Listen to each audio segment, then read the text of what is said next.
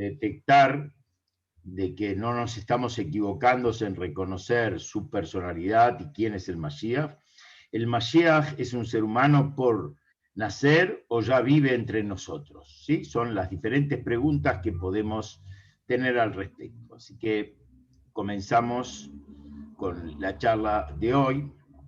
Bueno, la necesidad de un Mashiach en el concepto de la creación, ya lo explicamos, como recién lo acaba de resumir excelentemente el rabino Ari, porque en la estructura de la creación del mundo ya estaba en los planes divinos pre la creación del mundo la idea de una era mesiánica y de un mundo, como va a ocurrir en la mesiánica, un mundo perfecto, un mundo sin dolores, ni enfermedades, ni angustias, con abundancia material infinita y abundancia espiritual. Pero ¿cómo vamos a poder detectar y llegar a ese momento y cuáles son las personalidades del Mashiach? En primer término, si el Mashiach vive entre nosotros, el Talmud cuenta algo muy interesante. El día de Tisha B'Av, que fue el día que se destruyó el primero y segundo templo, especialmente el segundo templo, que desde entonces estamos casi 2000 años errantes en el mundo y que cada vez el Galut se fue con una dispersión mayor, cuenta que, cuenta una historia que había un judío que estaba arando el campo y había un árabe a la par y la vaca mugió en ese momento y el árabe le dijo al judío: acaba de destruirse el templo de Jerusalén. Y después al rato la vaca mugió nuevamente y le dijo: acaba de nacer el Redentor de Israel. Quiere decir que en el mismo día que el Beit HaMikdash fue destruido y fuimos designados al Galut, a la diáspora, en ese mismo día nació el Redentor de Israel, como cuenta el Talmud, toda una historia con Rabbi Yoshua ben Leví, que le preguntó al profeta Eliau y que le dijo dónde estaba. En fin, no es el tema acá, pero sí estamos seguros que en toda generación, desde la destrucción del templo, hay un alma que tiene las condiciones de ser el Mashiach, solo que a veces él mismo no lo sabe y está a la espera que Dios le permita revelarse al mundo cuando llegue el momento propicio. Hubieron muchos momentos en la historia del pueblo judío que eran momentos propicios para la revelación del Mashiach, son establecidos en el Talmud como Kitzim, tiempos propicios, fechas eventualmente propicias, y que, como dice el Talmud, ya entonces, hace ya casi 2000 años, Kalu Kol Kitzim, ya culminaron todos los designios propuestos para la era mesiánica, y la cosa no depende sino de Teshuvah U'Maasim Tovim, en el arrepentimiento de la persona, en el retorno de la persona y las buenas acciones. Eso es lo que va a traer el Mashiach. En el hasidismo se amplía este concepto. ¿Sí? Hay algo que no entendí. Usted dijo entonces que cuando fue destruido el Beit HaMikdash nació el Mashiach. El Beit HaMikdash fue destruido hace, bueno, no tengo un número exacto, pero más de 2000 años atrás. O sea que el Mashiach nació en ese momento. Un poquito menos de 2000 años. El Mashiach es una persona, no vino todavía, no llegó. No, nació el alma que está en condiciones de ser Mashiach, que fue asignado por Dios para ser Mashiach. Puede que él mismo no lo sepa, eso es lo que dije, pero él está en condiciones de serlo. ¿Pero el Mashiach en la actualidad es un alma o un ser viviente? Un ser viviente. Entonces también era un ser viviente.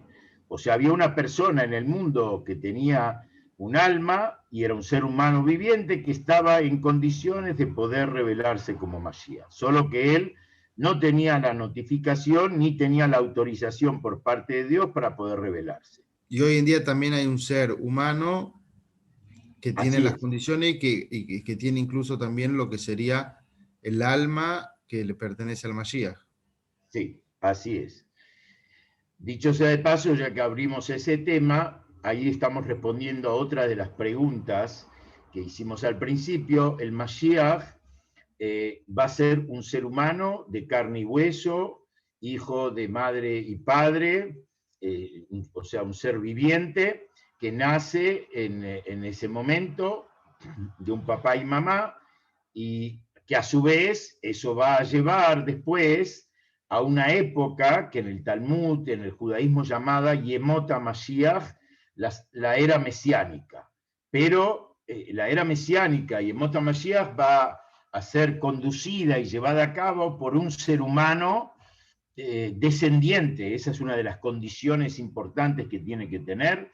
Él tiene que ser descendiente del linaje del rey David, ¿sí? Tiene que ser de la casa de David. En la historia actual hay familias que reconocen su linaje, por ejemplo, el Maral de Prague, él testificó sobre sí mismo que él venía de la casa de David, entonces todos los que provienen de la casa del Maral de Prague son descendientes de la casa de David y están en condiciones de ser Mashiach. Obviamente que con esto estamos excluyendo un error común que cualquiera puede ser el Mashiach. No, tiene que ser, la primera condición tiene que ser un ser humano, y que ese ser humano tiene que descender directamente de la familia real del rey David, que cuando el rey David fue el segundo rey que tuvo la historia del pueblo judío. El primero fue Shaul, y por errores que cometió, Dios le quitó el reinado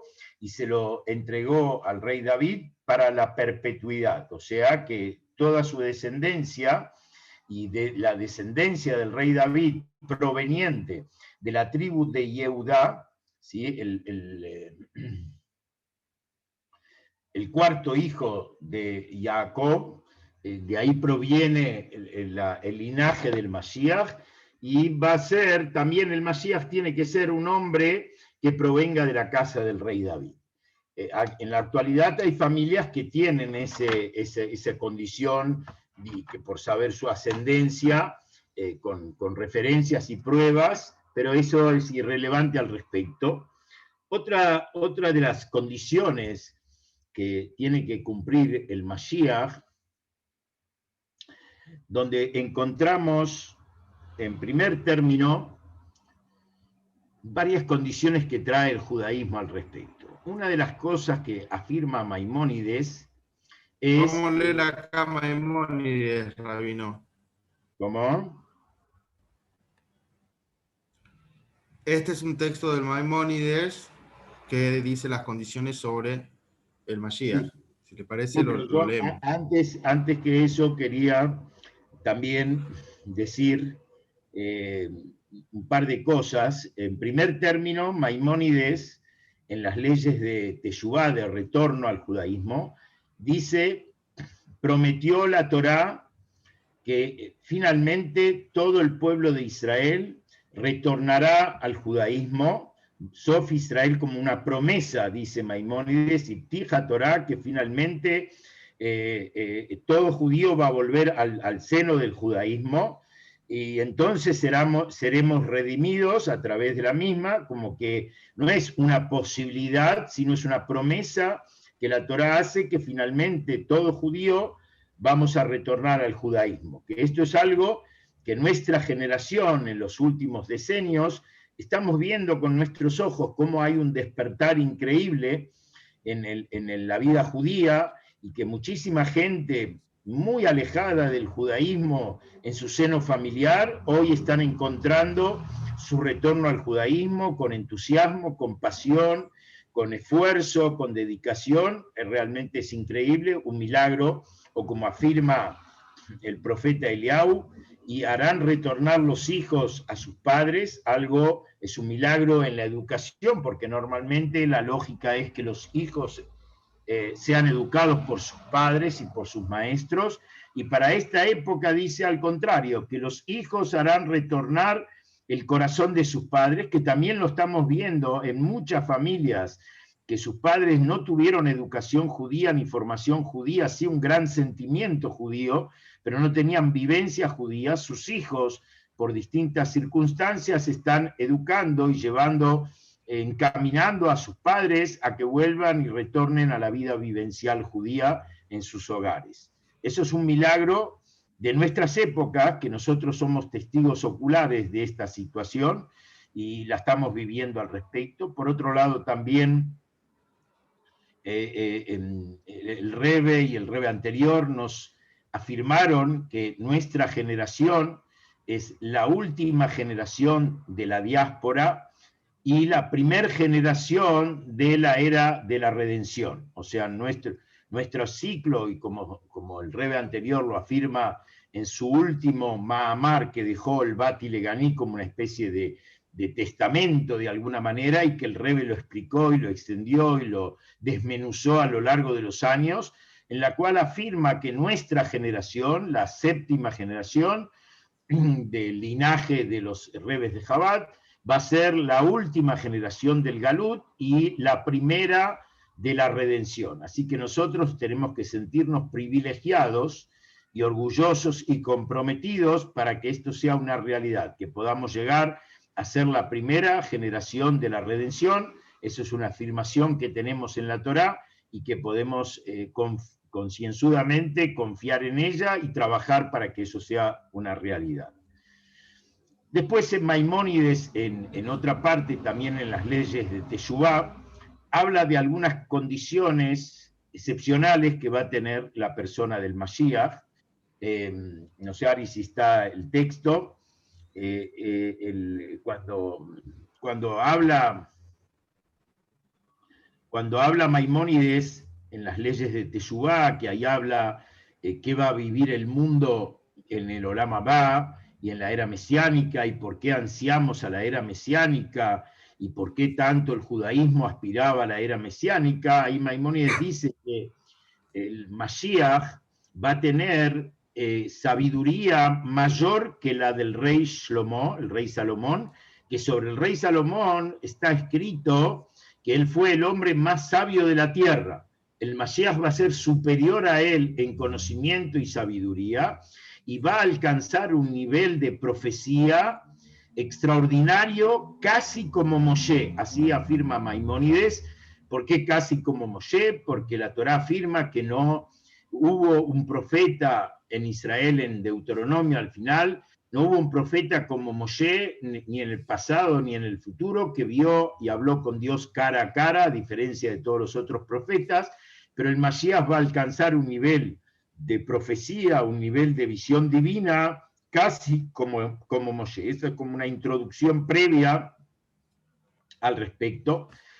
Hay muchísimos dichos talmúdicos, dichos de la Cábala sobre el Mashiach y los sucesos que van a ocurrir. Hay un montón de midrashim que hablan al respecto, pero nosotros vamos a tratar de remitirnos exclusivamente a lo que habla la ley judía, que es la que realmente tiene que cumplirse porque es ley. En cambio, los otros midrashim son parábolas que a veces pueden darse física y materialmente, otras pueden ocurrir en la dimensión de lo espiritual, de lo abstracto y de lo divino. Entonces, por eso vamos a remitirnos a lo que trae Maimónides. ¿Por qué Maimónides? Porque Maimónides es el único legislador judío y el primer legislador judío.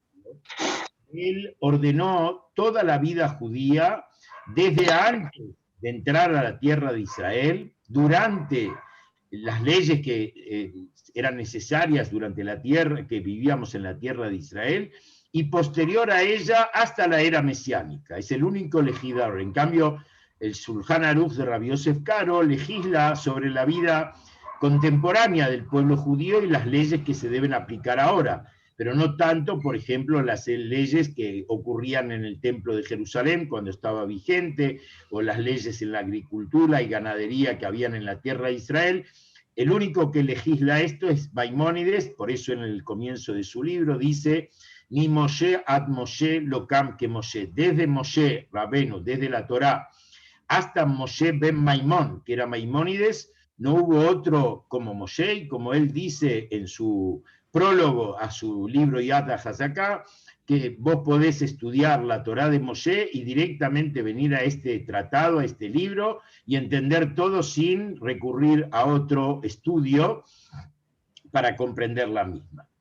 En el final del libro de Maimónides, que trata de las leyes de los reyes de Israel y cuáles son las misiones de los reyes de Israel y cuál es la función de los mismos, en los últimos 2 capítulos, que con eso se cierra el libro Yad HaZaká, que está compuesto por 14 volúmenes sobre diferentes temas de toda la vida judía, él en el capítulo 11 lo dedica puntualmente a la persona del Mashiach y qué condiciones que tiene que reunir el mismo, y el capítulo 12, que lo vamos a tratar en las próximas charlas, habla qué va a pasar en el mundo en la era mesiánica después que el Mashiach ha llegado, ¿sí?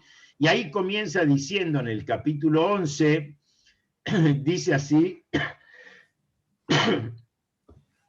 si de la casa de David surge un rey que, tal como su antepasado David, el rey, cumple diligentemente la Torá y cumple sus mitzvot, como lo prescribe la Torá escrita y la Torá oral, y logra que todo Israel camine por su sendero de la Torá y corrija cualquier violación de su cumplimiento. Punto. Ahí tenemos 2 temas. En realidad, antes, en este capítulo, Maimónides trae de que el Mashiach va a hacer retornar, el principal objetivo del Mashiach va a ser retornar a Taral y Oshná, o sea, todas las leyes y las vivencias que había en la época del rey David, cuando el templo de Jerusalén estaba en pie, y vamos a practicar las ofrendas, y vamos a practicar los jubileos y los años sabáticos, y todo como era los Sanedrín, todo como era en la época del rey David. Esa es un poco la misión que va a cumplir el Mashiach. Y después trae algunas características personales. El Mashiach tiene que ser una persona diligentemente en la Torá, y él usa un término poco común, Hogeba Torá. Hogeba Torá es entregado absolutamente, no un estudioso de la Torá común y corriente, sino que él toda su vida respira Torá y aspira a Torá y mitzvot, y esa es la condición que él tiene que ser puntilloso en la observancia de las cosas más mínimas de la Torá en la vida personal del Mashiach, para poder, digamos, considerarlo como tal, una de las condiciones que tiene que ver, y su meta es volver al cumplimiento de la Torá como era en la época del rey David. La segunda condición que menciona Maimónides, que él también va a llevar al pueblo judío y va a corregir, va a incentivar, va a motivar a los judíos a ir en los caminos de la Torá, ¿sí? O sea que ahí ya él usa otro término respecto al resto del pueblo judío. No significa que todos los judíos vamos a estar en el nivel del Mashiach, cumplidores al máximo y puntillosamente de todos los aspectos de la Torá y conocedores de toda la dimensión de la Torá, sino el Mashiach nos va a alentar, nos va a persuadir y nos va a incentivar a que vayamos en el camino de la Torá. Justamente el Rebbe explica al respecto que estar en el camino no significa que llegué a la meta y llegué al 10º piso, sino si yo empiezo a subir al primer escalón, ya estoy en el camino. Entonces, justamente ese es uno de los motivos por qué el Rebbe en su momento, yo estaba en la yeshivá cuando empezaron estas campañas, la primera fue en el año, cuando fue la guerra del 67, 5007-27, que el Rebbe empezó con la primera campaña de difundir la colocación de los tefilín por parte de los hombres mayores de 13 años, y después continuó con 10 campañas más. ¿Por qué el Rebbe eligió estas campañas, a pesar que la Torá tiene 613 preceptos? Como los otros no había que cumplirlo, no. Esto era el puntapié inicial y eran campañas que todo judío podía hacerlas accesibles, como por ejemplo el encendido de las velas de Shabbat por parte de las mujeres, tener libros judíos en la casa, tener una alcancía para darse de acá todos los días, y así varias al respecto. Entonces, con esto el Rebbe estaba motivando a que cada judío esté en el camino del judaísmo. Y eso prácticamente lo vemos hoy, cómo se difundió en el mundo judío que prácticamente todo judío de una forma o de otra está conectado al judaísmo cumpliendo una mitzvah, como hablamos extensamente en otras, que inclusive los pecadores de Israel están llenos de buenas acciones y preceptos, como la granada, así afirma el Talmud. Entonces el trabajo del Mashiach era ese, poner a los judíos de regreso al camino de la Torah y Mitzvot, y que ese es otro de los hechos que estamos viviendo en estos momentos. Después, otra condición que tiene que cumplir el Mashiach es derrotar a las naciones del mundo que buscan impedirlo. Lo veamos acá primero. A ver, seguí donde habías quedado. Y peleará la guerra de Hashem. Puede asumirse que es el Mashiach. O sea, si él va a pelear la guerra de Hashem, que en esto, acá Maimónides es muy cuidadoso, y como vamos a ver más adelante, que Maimónides es muy preciso en la utilización de sus palabras. No hay nada de más ni nada de menos, y todo escrito, toda palabra tiene un mensaje, tiene un objetivo. Y acá no habla de una lucha armada, acá está hablando de la guerra de Dios. Significa que el Mashiach va a luchar contra la oscuridad de la perversidad del mundo, va a luchar contra valores morales y éticos, o sea, con valores morales y éticos, con todas las inmundicias que el mundo va a poder vivir en ese momento, va a luchar contra las fuerzas del mal. Eso es la guerra de Hashem, esa es la lucha que lleva al Mashiach, como en su momento, por ejemplo, hubo una campaña mundial de la tarjeta de la buena acción, que acá en Tucumán también lo llevamos a cabo, recuerdo, que cada persona o cada empresa, cada director de escuela, cada institución, de vez en cuando incentive a sus dirigidos, a sus alumnos, a sus empleados, a su familia, a hacer buenas acciones, a decir una palabra buena, a dar una moneda para ayuda, incentivar esa es la lucha contra la oscuridad y contra el mal, que esa es la lucha que va a llevar a cabo el Mashiach.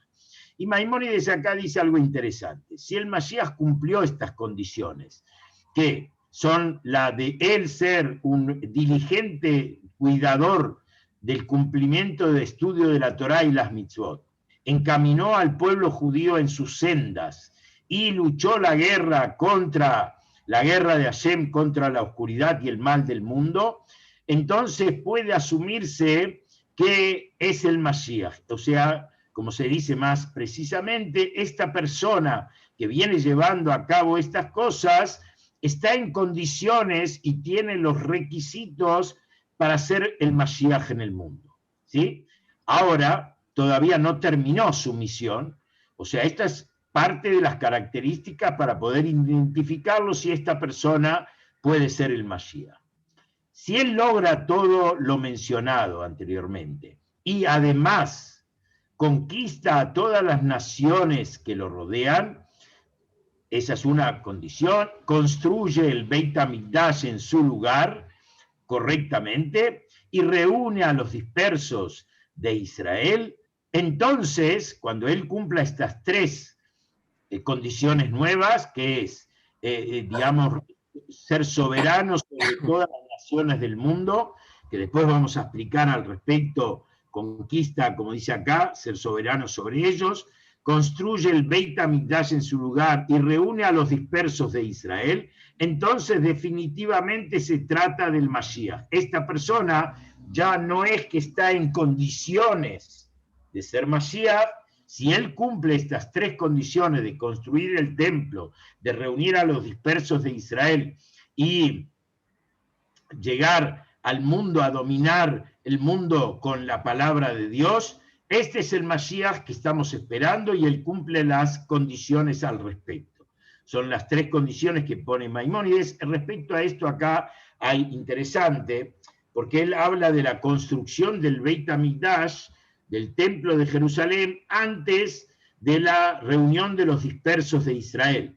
Y hay opiniones diversas. Algunos dicen que Kibbutz Galuyot, el recoger a todos los dispersos de Israel, va a ser antes de la construcción del Beit HaMikdash. Acá Maimónides dice no, que primero va a ser la construcción del Beit HaMikdash y después va a ser recoger a todos los dispersos de Israel del mundo. También acá podemos puntualizar de paso que acá habla que el Mashiach va a construir el Beit HaMikdash y nosotros sabemos dos aspectos más. Por un lado, está escrito en el Talmud que el Beit HaMikdash va a caer con un fuego celestial construido por Dios en el cielo, o sea, que Dios va a traer el Beit HaMikdash. Y parece contradecir algo que acá afirma Maimónides, que lo va a construir el propio Mashiach. Y por otro lado, también tenemos la idea que cada mitzvah que nosotros cumplimos, cada judío a lo largo de la historia del judaísmo, es un ladrillito que estamos poniendo para la construcción del Beit HaMikdash. Y que ese Beit HaMikdash celestial que va a bajar a Hashem desde el cielo, lo construimos entre todos los judíos a lo largo de la historia con cada buena acción, con cada buen pensamiento, con cada buena palabra, cada mitzvah que cumplimos, era aportar un granito a ese gran templo y que va a estar listo. Entonces, ¿cómo se conjugan las tres cosas? Por un lado dice que es celestial, por otro lado lo construimos nosotros, y acá Maimónides nos dice que el Beit HaMikdash lo va a construir el Mashiach, que es misión del Mashiach. Al respecto se puede responder, como dice el Rebbe, que el Beit HaMikdash tiene varias facetas. Está la parte espiritual del Beit HaMikdash, la parte divina del Beit HaMikdash, está la construcción física del Beit HaMikdash, terrenalmente, y está el objetivo y el causante que permitió la construcción del Beit HaMikdash. Y ahí está la respuesta. El Mashiach va a construir físicamente el Beit HaMikdash. Y como Moshe en su momento cuenta la Torá, que cuando él construyó el Migdá, el Mishkan, el primer templo en el desierto, había acciones que eran muy difíciles para un solo hombre. Los listones, ponerlos de pie, eran muy difícil.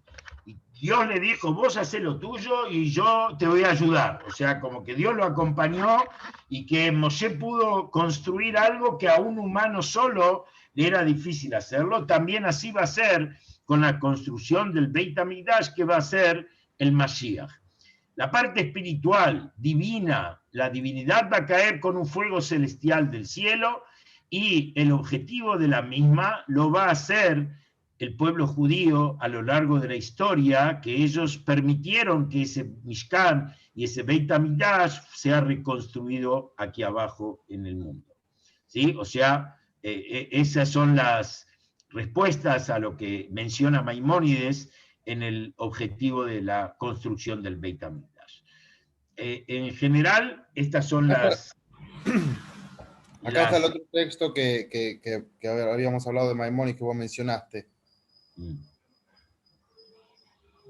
Sí, acá, claro, ahí como dice, restaurará hacia la soberanía inicial, él reconstruirá el templo, reunirá a los dispersos de Israel, y en sus tiempos la observancia de todos los estatutos regresarán a su estado previo, o sea que la finalidad de la llegada del Mashiach es volver al cumplimiento total de la voluntad de Dios, todos los preceptos que tenemos en la Torá, que como dije antes, durante la época galútica, muchísimos, pero muchísimos preceptos no se pueden cumplir porque están relacionados con las ofrendas y sacrificios, observancia de los años sabáticos, el año jubileo, que todo eso ya hace mucho tiempo que no está en vigencia para cumplirlos físicamente. Sí los cumplimos con la plegaria, porque como decimos en todas las mañanas, Nishlema Farim Sefatenu, que nuestros labios van a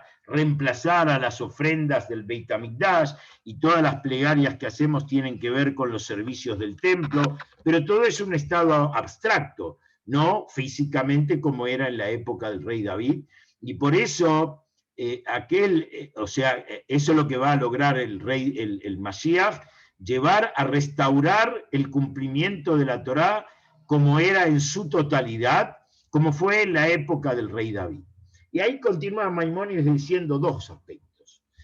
Primero, aquel que no cree en él, no cree que va a venir un Mashiach, y también agrega algo más, no solamente que no cree en él puede creer, pero que no ansía su llegada, ¿sí?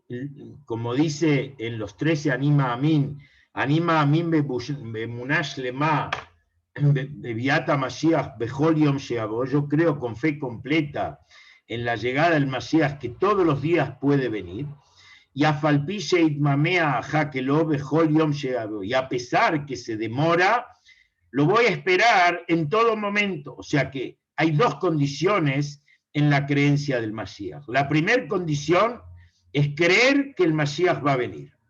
Que en el judaísmo creemos que esperamos al Mashiach. Y segunda condición, que hay que ansiar su llegada, vivir expectante a su llegada y desear su llegada al mundo para traer al Mashiach. Es otra mitzvah que tenemos al respecto.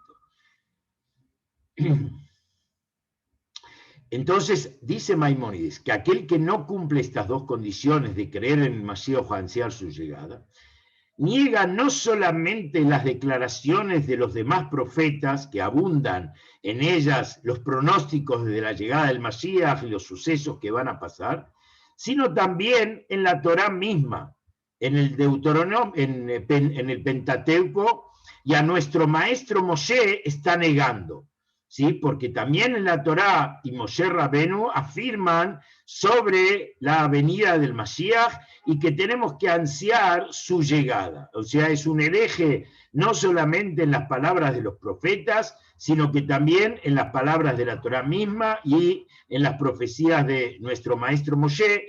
Eso es lo que afirma Maimónides.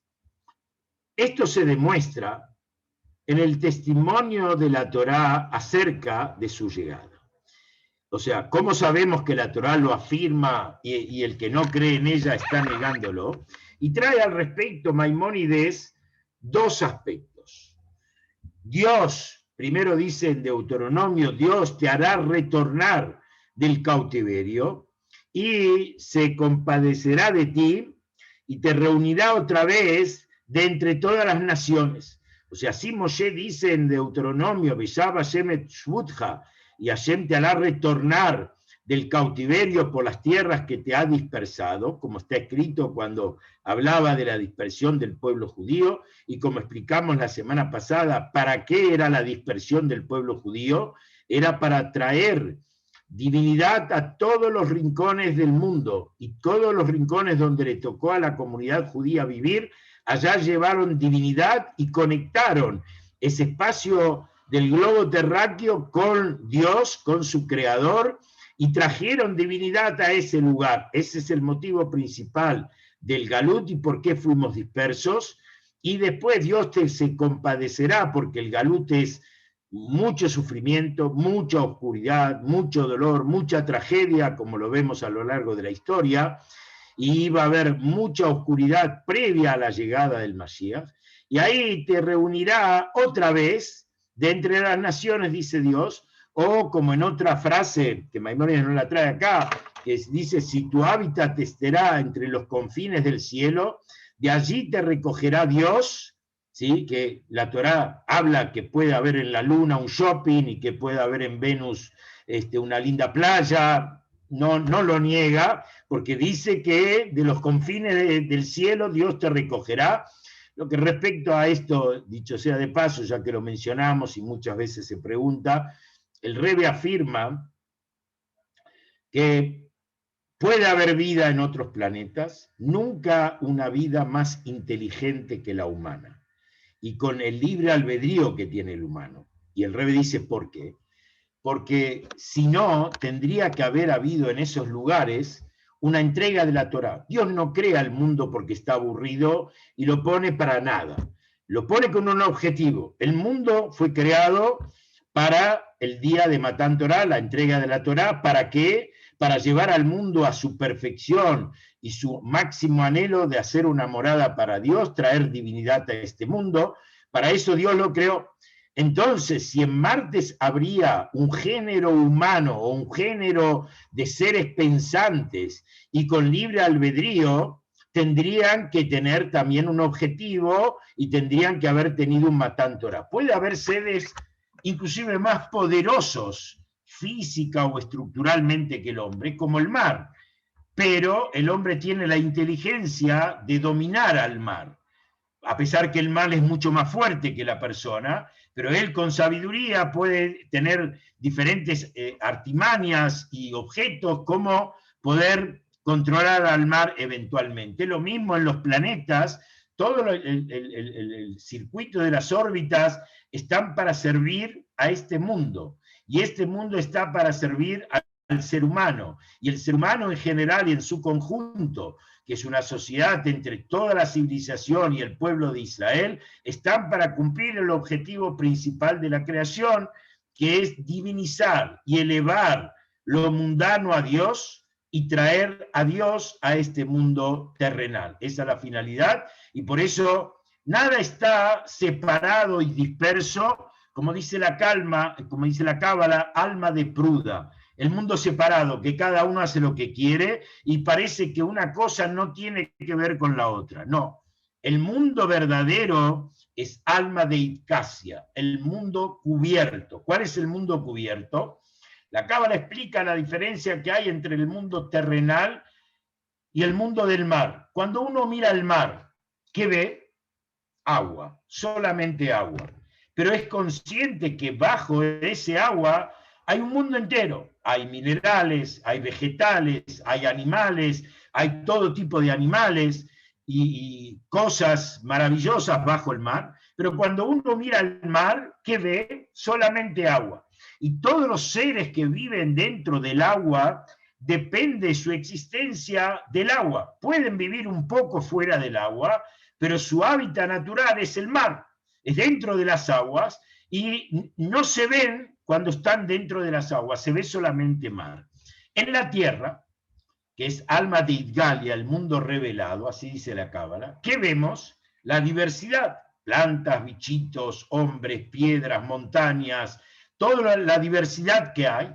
Y el mundo de lo separado parece que una cosa no está asociada a la otra y no depende una cosa de la otra. Por eso yo puedo pensar que no tengo derechos sobre los animales, no puedo usarlos porque ellos viven su mundo. Y no es así. Dios creó toda la creación para que uno sirva al otro, y son ciclos que se entrelazan entre sí para cumplir un objetivo y una finalidad extraordinaria. Pero como están en el mundo de los manifiestos, podemos creer hasta que no hay un Dios, que el mundo se hizo solo y que cada uno salió como salió, con el objetivo nada, de pasarla bien y vivir bien, nada más, no hay otro objetivo imperativo mayor a ese. Eso es lo que nos permite, nos lleva a pensar el mundo de la diversidad. Cuando llegue la era mesiánica, dice el profeta de Israel, Humalares de A, y se llenará la tierra de sabiduría, que Dios se va a revelar y va a llenar la tierra de sabiduría, Kamaim Layam Mejasim, como las aguas cubren a la mar. Así como yo cuando miro el mar, consciente que hay todo un mundo que vive, pero ese mundo depende absolutamente de las aguas, y lo único que manifiesta ese mar es agua. Lo mismo la tierra, que hoy parece diversa y desasociada y que cada uno hace lo que se le antoja, lo que vamos a percibir en ese momento es la esencia de todo, que es divinidad, que es el creador, y que todos estamos unidos y que todos somos parte de el creador y que estamos revelando su magnificencia y su fuerza creadora, y eso es lo que va a ocurrir en la era mesiánica. ¿Sí? Eso es lo que va a traer y llevar al mundo el Mashiach. Ahora, ahí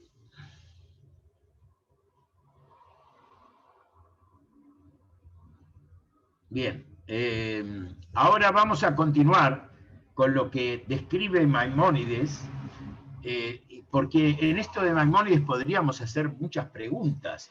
Maimónides dice, ¿cuál es el objetivo del Mashiach? Volver a lo que era en la época del rey David, cumplir todos los mandamientos. Entonces uno se pregunta, 2000 años de sufrimiento, 2000 años de aspiraciones, 2000 años de sueños, ¿para qué? Para volver a lo que era el rey David, a lo que pasaba en la época del rey David, a pesar que era una época maravillosa y que el mundo entero le rendía culto y respeto al pueblo de Israel, en la época especialmente del rey Shlomo, como explicamos en alguna ocasión, pero no es eso, el Mashiach es otra cosa. Estamos esperando algo mucho más que eso. Entonces Maimónides parece como que nos lleva a pensar que el rey David y el Mashiach van a producir lo mismo, el Mashiach va a producir lo mismo que produjo el rey David en su momento. Y ahora vamos a entrar a analizar, si el rabino Ari me lo permite, poniendo algunos textos que continúan Maimónides en este capítulo 11 de las leyes de reyes, que habla de la personalidad y lo que va a hablar en el Mashiach. Ahí trae, aparte de la profecía general, que Dios nos va a hacer retornar, como leímos anteriormente, que Moshe le dice al pueblo judío que nos va a hacer retornar a la tierra de Israel y va a traer a todos los dispersos y te va a sacar del cautiverio y demás, y que dicho sea de paso, hay una gran diferencia entre esa época y la salida de Egipto. Lo explicamos en alguna ocasión.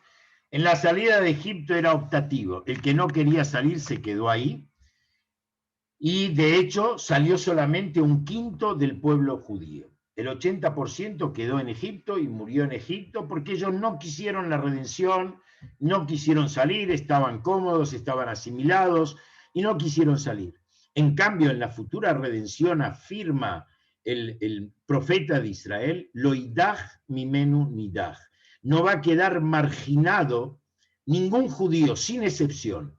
Y como antes dijimos de Maimónides, finalmente todo judío va a retornar al judaísmo. Es una promesa que hizo Dios en su Torá, que todos vamos a hacer teshuvá, y ningún judío va a quedar out, hasta el más alejado, hasta el más venenoso, hasta el más antisemita, para decir un término extremo, va a hacer teshuvá, y él va a ser parte de la redención, y con Israel yesh lahem chelek leolam haba. Todo Israel perdón, tiene parte en el mundo por venir y vamos a ser parte de la redención. Y algo maravilloso quería agregar en esto, que lo expliqué en alguna ocasión. El Talmud y la Cábala dicen que Shechinta begaluta, Dios, la Shejinah, está en Galut junto al pueblo judío y está ansioso y anhelando Dios que venga la Geulá, que venga el Mashiach. Él espera ansiosamente y Dios fue junto con el pueblo judío al Galut y está disperso. Yo les pregunto a ustedes, ¿qué va a pasar el día que se anuncia en el mundo que el Mashiach llegó? ¿Qué va a pasar en el mundo judío? La algarabía que va a haber en nuestros corazones, la alegría en las calles, el mundo entero va a estar conmocionado porque se cumplió esta profecía, que es una profecía prometida por Dios, y si es así, se va a cumplir o se va a cumplir. No hay opciones a que no se cumpla, porque es la palabra de Dios que es eterna, y no es algo posible, es algo que va a ocurrir. Entonces dice que Dios, tan contento como nosotros vamos a estar, ¿a qué se va a dedicar en ese momento? Entonces el profeta de Israel dice así, Beatem tluktu ejat ejat, ustedes van a ser recogidos uno a uno. Y preguntan, ¿cómo uno a uno? ¿Por qué el Mashiach no va a sacar Keilot enteras? Va a venir a Tucumán, va a venir a Buenos Aires, a Nueva York, y toda la comunidad judía la va a redimir. ¿Por qué uno a uno? Entonces, el Rebbe explica que ¿qué va a estar haciendo el Mashiach? En el día que Dios, en el día que el Mashiach se revele y el mundo va a gozar de alegría, Dios va a ir a lugares recónditos en el mundo donde no hay una Keila, donde no hay 10 judíos, no hay comunidad, hay un solo judío perdido, dos judíos asimilados, ahí va a ir Dios a sacar a esos judíos, por ello se los va a sacar uno a uno. Si para Dios, patrón del mundo, creador del universo, es importante resignar toda la alegría que él puede gozar en ese mundo para ir a buscar una ovejita perdida, un yehudí disperso en algún rincón, seguro que es valioso para nosotros, y ahí se afirma lo que dice el profeta, lo idach mimeno nidach, ningún judío, hasta el más descreído, también va a estar incluido y va a ser recogido por el Mashiach en esa ocasión. Esa es la primera parte que trae Maimónides como evidencia a la llegada del Mashiach. Pero después trae otras evidencias de la Torá afirmando que el Mashiach va a venir en las profecías de Bilam.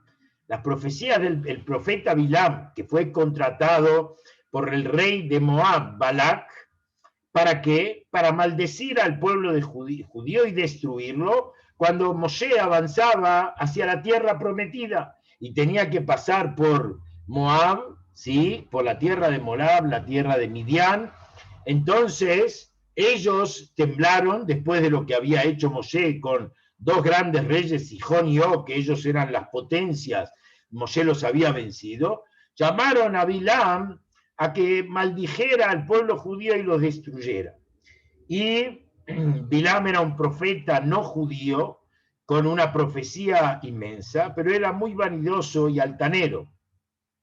¿Y por qué Hashem le dio esta profecía? Para que las naciones del mundo, dice el Midrash, no se quejen y digan, si nosotros hubiéramos tenido un Moshe como ustedes, también hubiéramos querido ser el pueblo elegido y cumplir mitzvot, no tuvimos. Por eso Hashem les dio un profeta tan grande o más grande que Moshe en profecía, y él fue el que los corrompió, como cuenta la Torá al respecto.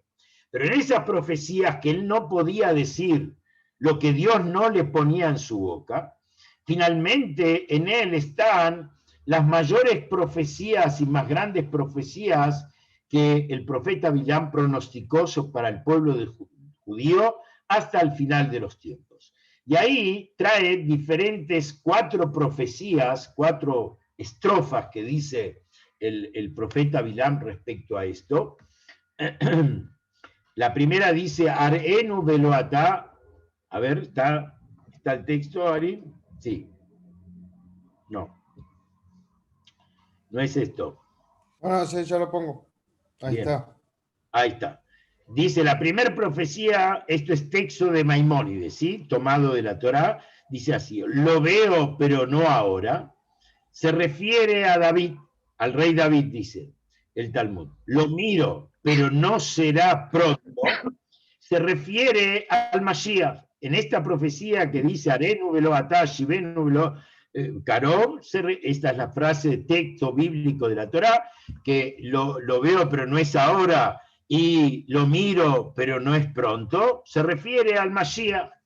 La segunda profecía que continúa Bilam diciendo, una estrella saldrá de Jacob, se refiere a David, del pueblo de Jacob saldrá una estrella que brillará y conducirá al pueblo judío en su momento a su redención.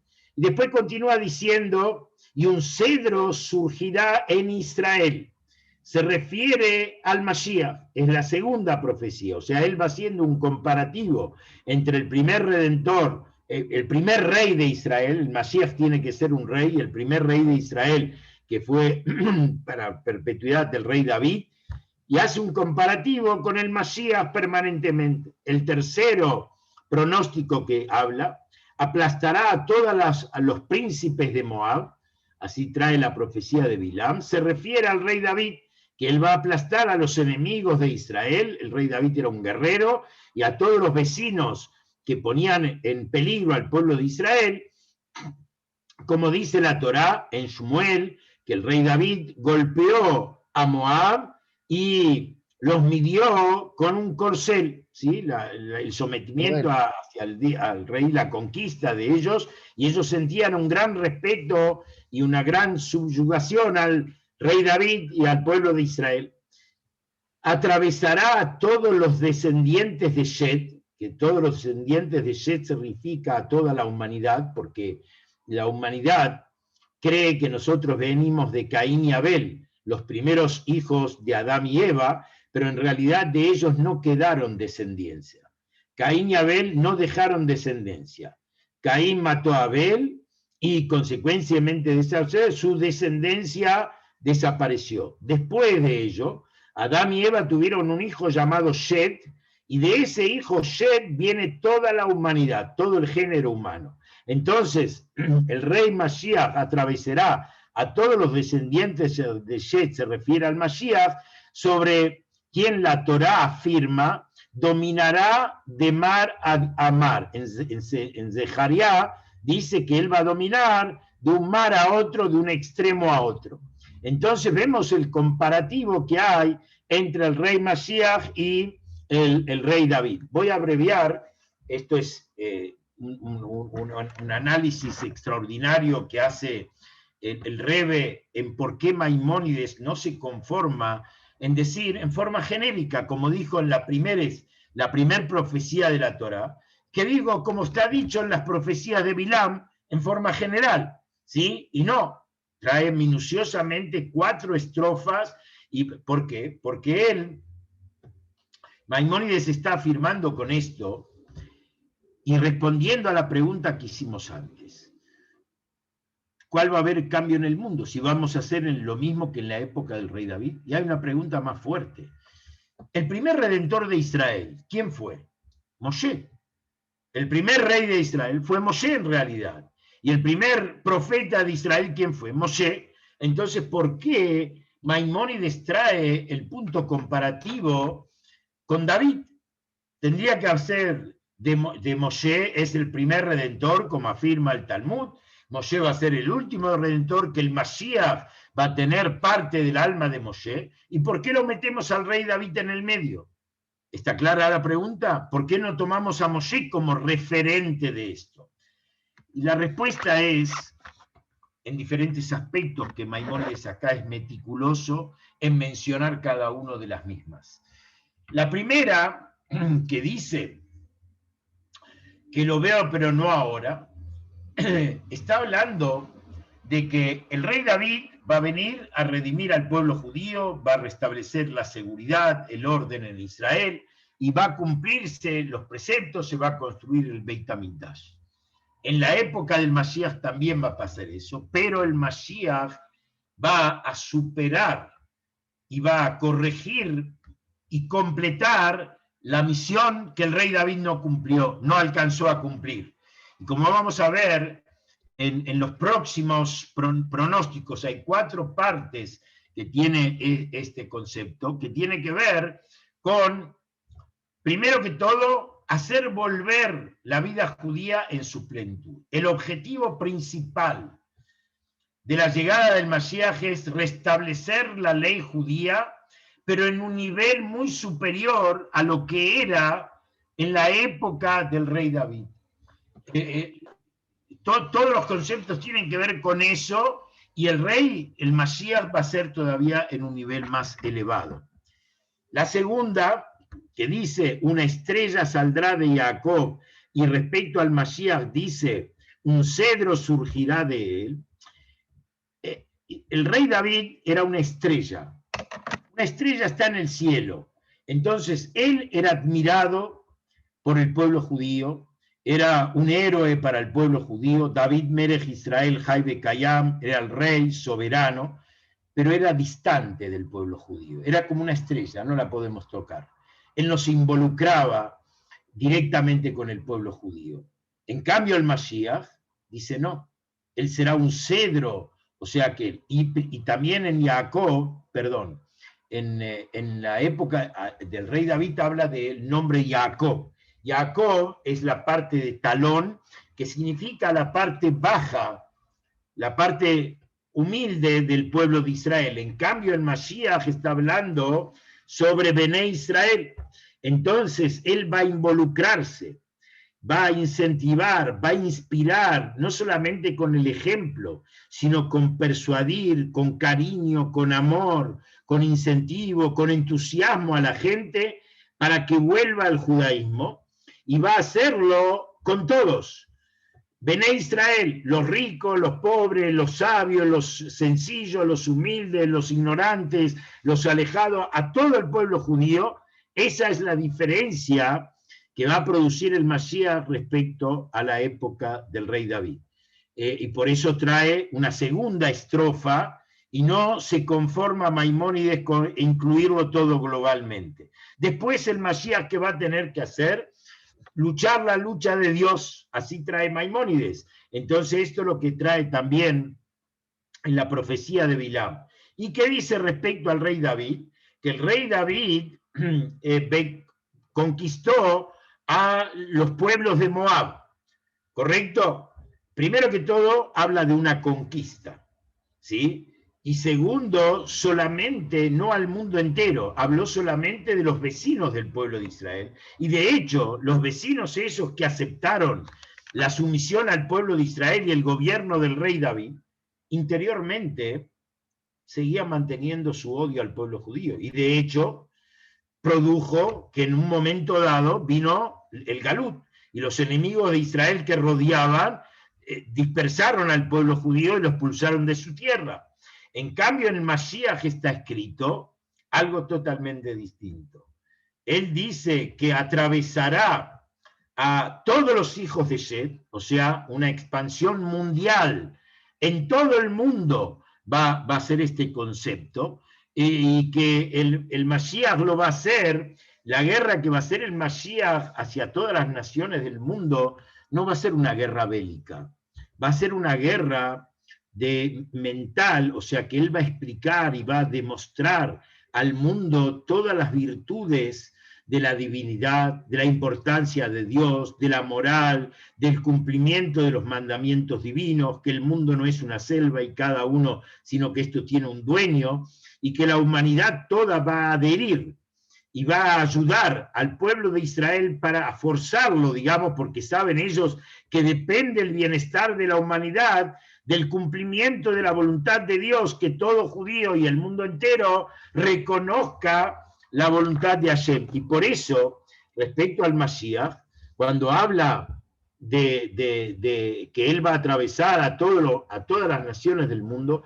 habla que trae un pasú que dice Maimónides, de Alumo Shim Learesab, que van a subir los herederos del monte Seir, que es lo que representa a Edom, y dice Beaitá Hashem Amluja, y termina diciendo, entonces en primer término ahí habla de herencia, no de conquista.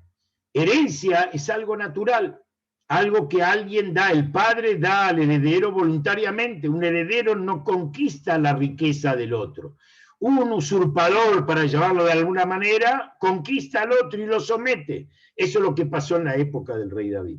En la época mesiánica, no, el mundo va voluntariamente buscar y desear que el Mashiach sea su guía, y eso va a ser, ¿cuál va a ser la finalidad de eso? Beaitá Hashem Amluja, y será el reinado de Dios y será su nombre uno en ese día, que todas las naciones del mundo van a creer en el Mashiach.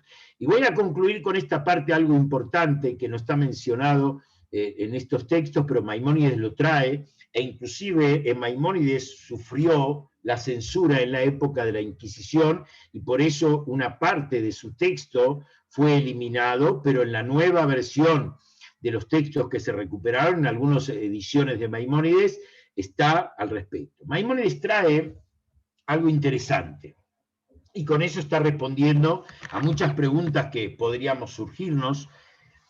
Dice, el Mashiach no va a tener que producir milagros, ni cambiar el mundo, ni hacer maravillas, ni trastornar la humanidad, sino lo único que va a hacer el Mashiach, traer la palabra de Dios y trae una prueba a ello, que él no va a tener que resucitar muertos, ni curar enfermos, ni producir milagros para que creamos en él que es el Mashiach.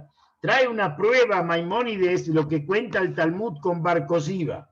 Bar Kokhba era un general del ejército muy importante y que su ejército eran gente muy fuerte y dominaba nación tras nación, a punto tal que Rabbi Akiva, uno de los líderes y rabinos más importantes de la historia judía, era el no sé qué lado, el shamesh el ayudante, le cargaba sus instrumentos de guerra porque él creía convencidamente que Bar Kokhba era el Mashiach y la generación de ella lo llamaban a él el Mashiach y él no había hecho ningún milagro, él no había hecho ninguna maravilla ni había resucitado ninguna persona, y a pesar de eso los jajamín de Israel creyeron en él hasta que él murió por su pecado, como cuenta el Talmud, una víbora lo picó, hasta que el mismo general de guerra del otro opuesto dijo, no, un ser humano no podía haberlo matado a esta persona.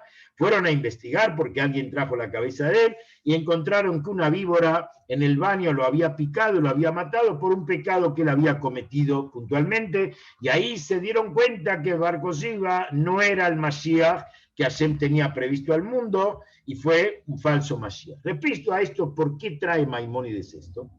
Porque en el texto original dice Maimónides algo interesante. Uno de los misterios de la creación de Dios es tanto Yeshua Notzri, Jesús el cristiano, y Oto Aish se refiere a él, y se refiere también a Mahoma, que ellos vinieron como redentores a la humanidad. ¿Y por qué Hashem les permitió que ellos estén en el mundo? ¿Sí? Y ellos ¿en qué se basaron su éxito y su adhesión de la gente? En milagros. Curaban enfermos, hacían volar a la gente, en fin, cosas estrambóticas. Por eso Maimónides afirma que no es esta la condición que tiene que cumplir el Mashiach. Pero pregunta Maimónides, una pregunta muy fuerte. ¿Por qué Hashem los mandó al mundo, a estos dos personajes que son influyentes en una cantidad de millones de personas? Fueron parte del plan divino. ¿Cuál era la idea del plan divino? Antes el mundo era pagano, adoraba el sol, la planta, el árbol, el agua, diferentes dioses paganos terrenales. Ellos corrigieron a la mayoría de la humanidad a creer en Dios. Empezaron a hablar de la idea de Dios, empezaron a hablar de la idea de preceptos, de pago y recompensa, de la idea de un Mashiach, y ellos fueron proselitistas, llegaron a islas recónditas en el mundo, acá a América, y vinieron a hacer proselitismo, vinieron a evangelizar todos estos lugares. ¿Por qué Hashem les permitió? Y Maimónides pregunta más todavía. ¿Cómo puede ser que ellos, siendo parte del plan divino, hoy de los árabes, de los musulmanes, no tenemos mucho que explicarnos toda la persecución que vivió y padeció el pueblo judío a lo largo de la historia de ellos? ¿Cómo puede ser que si ellos son parte del plan divino, hubo tanto derramamiento de sangre judía por ellos? Por la causa de ellos, tanto por el cristianismo y tanto por los musulmanes, por el Corán, se derramó tanta sangre judía a lo largo de la historia, que es una pregunta que Maimónides queda en incógnito, que dice Dios va a responder al respecto, y que yo en alguna ocasión lo comentamos en las clases anteriores, que tiene que ver, a mi entender, con parte de cuidar al pueblo judío, ese antisemitismo que hay, de que no se asimile y no se adhiera a esas ideas y se pierda como pueblo de Israel. Pero ellos son parte de preparar al mundo, y como especifica Maimónides, no es lo mismo que yo llegue a una isla, a un indio, que él adoraba la piedra y le empiece a hablar que existe un Dios y que existe un Mashiach y que existe precepto, a esa persona que él ya cree en Dios y cree en un precepto y sabe que hay que rendir cuenta ante el Creador y que está esperando un Mashiach, que venga el Mashiach en ese momento y le explique, mira, lo que vos creías así no era tan así, sino es esta manera, y todas las naciones del mundo van a servir Shehem Echad, a un solo Dios. El mundo entero va a servir a un solo Dios. Y nosotros vemos inclusive en el mismo, por ejemplo, el cristianismo, como hay depuraciones cada vez más, ya muchos ya no creen en ídolos, otros no creen, o sea, cada vez se va acercando esa misma depuración a la idea de la Shem Echad, en la misma paso del tiempo y acercamiento cada vez a la idea mayor, y por eso la gente, hoy vemos en el mundo moderno, la ansiedad de lo espiritual. Hablamos de Cábala y la gente se estremece, todo el mundo, judío, no judío, Cábala ya que no entiende un pomo, perdón de la palabra, pero quiere escuchar Cábala. ¿Por qué? Porque la Cábala es la música del alma. La Cábala es la Torá del Mashiach, lo que nos va a enseñar, y como estamos muy cerca a ese momento, no solamente el pueblo de Israel, todas las naciones del mundo y todos los seres creados estamos expectantes y necesitados de la llegada del Mashiach. Y por eso hoy vemos en el mundo tantas cosas extremas. Por un lado, oscuridad absoluta, y como la Cábala expresa que antes de la llegada del Mashiach va a haber mucha confusión, mucho dolor, mucho sufrimiento al mundo, porque estamos previo a una era extraordinariamente maravillosa, y que inclusive esa actitud para sobrevivirla en estas épocas, la Cábala, el Arizal, los rebes nos enseñaron, depende de cómo mirás el mundo. Si vos mirás el mundo como un caos, vas a vivir en un caos, y estás en un caos. Pero si mirás el mundo como el jardín de Dios, y que vos sos artífice, y sos parte para traer esa luz divina que el mundo desea, vos estás en una era mesiánica. Vos podés vivir y sentir bondad, generosidad, y todo lo que necesitas, y toda la riqueza espiritual, y la riqueza material que está prometida para la era mesiánica, podemos percibirla y palpitarnos ahora. Dios quiera realmente que todas las profecías y todas las promesas y todo lo que hicimos como esfuerzo a lo largo de la historia del pueblo judío y de la humanidad toda, para este momento tan hermoso, tan agradable de la revelación del Mashiach, que seamos dignos, merecedores de ver con nuestros ojos nuestra vuelta a Sion y abrazarnos y bailar con alegría todos los Yehudim juntos y la humanidad toda con la persona del Mashiach. Amén. Amén.